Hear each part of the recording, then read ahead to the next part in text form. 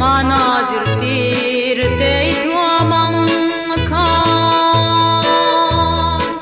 itharavin min tuam langin rinin ni mel moi min mutir la lo min ni ming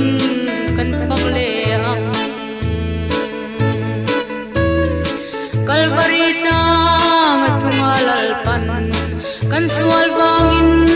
lungai she om tin renga tua alungai na hilral lo chu sual wangin no alungai na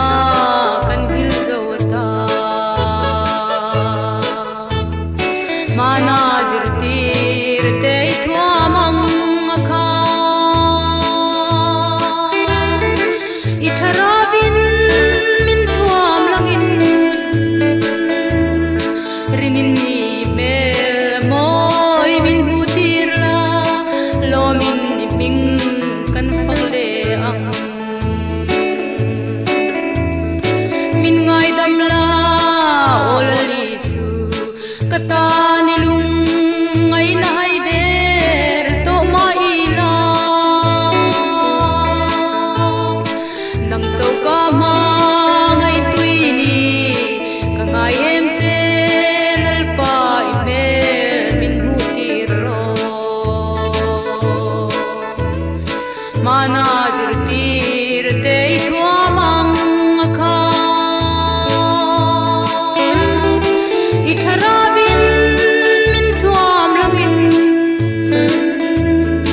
rinin ni mel moi min hutir la lo min ni ming kan fakle ang iram tung ding turin lalpa itlan sa te swal boy ta roi chuak turin swal ralian te dole turin kan zam vel thin Emmanuel mar roi le ro manazir ti